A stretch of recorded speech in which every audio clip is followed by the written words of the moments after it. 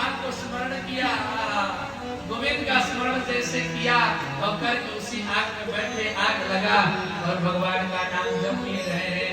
और जपते जपते होलिका जी की सीताराम हो गया और प्रहलाद जी वैसे शीतलता में पाए गए। बोले भक्तवत्सल भगवान की जय हो।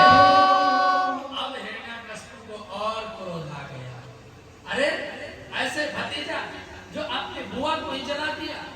महाराज तमाम प्रकार के उल्टा सीधा बोलने लगा और पकड़े कहा, तुम किस नारायण के बल पर कूद रहे हो? अरे बात सुनो, तुम्हारा नारायण कहाँ है और किस तरह तुम्हारा नारायण है? क्या तुम्हारा नारायण तुमको बचा सकता है? क्या तुम्हारा नारायण तुमको बचा सकता है? इतना भयानक क्रोध भवति सोहम सोमहान स्मृत विभवः।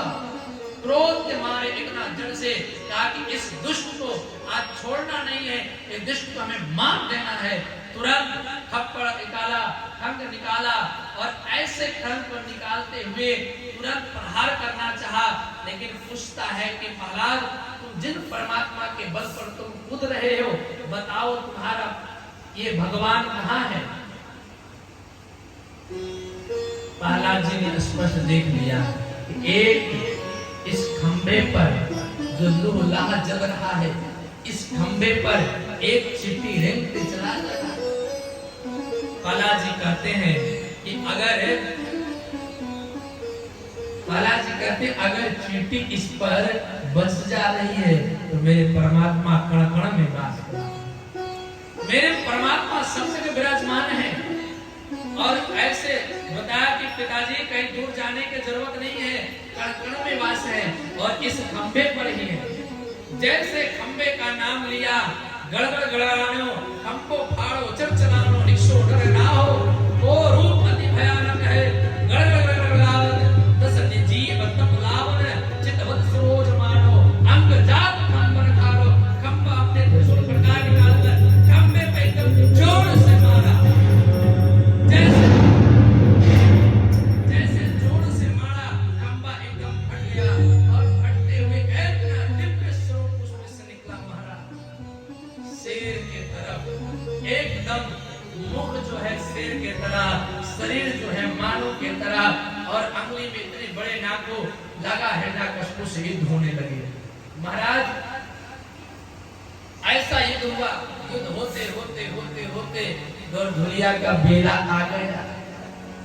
और जैसे गरधुलिया का बेला आया महाराज, उनको भगवान युद्ध कर चाहते तो भगवान एक क्षण में उद्धार कर देते, लेकिन भगवान के बेटे ऐसा मारा है, दिन में मरेंगे ना रात में।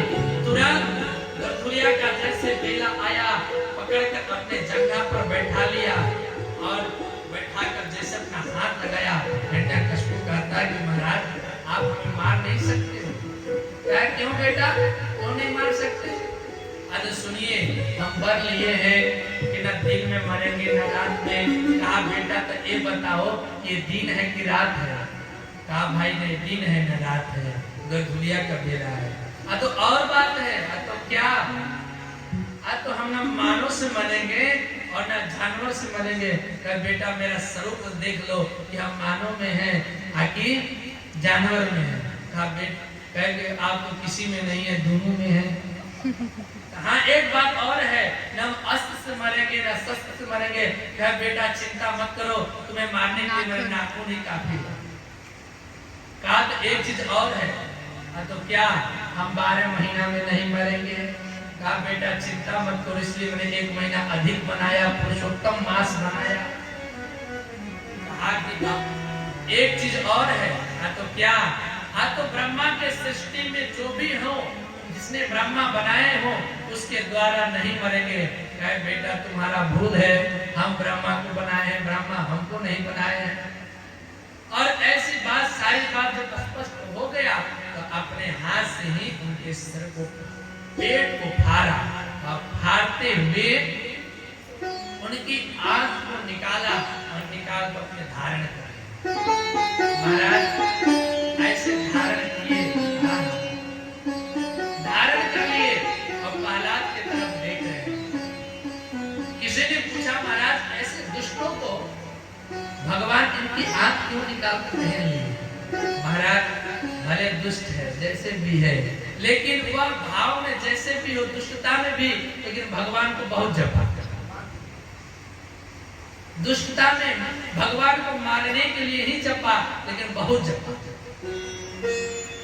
और इतने भगवान क्रोध थे, लाल पियर थे कि देवता की हिम्मत नहीं बनी कि जाके मनाए। इनके क्रोध को कौन शांत करेगा भाई? सबको बुलाएगा। ब्रह्मा जी कहेंगे भाई जाओ देवताओं को।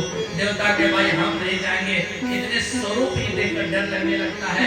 लक्ष्मी जी को कहा गया कि भाई आप तो जाइए, आप पत्नी हैं, आप तो जाइए।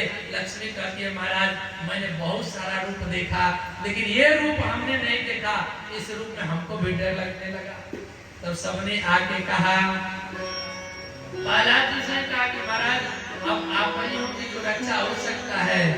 नमस्तुन्नताय दुषंतये शक्तये विचित्र वीर्याय पवित्र कर्मणे विश्वस्य संगिस्त संगनान गुणौर स्वलीलया संधेत व्यात्मने।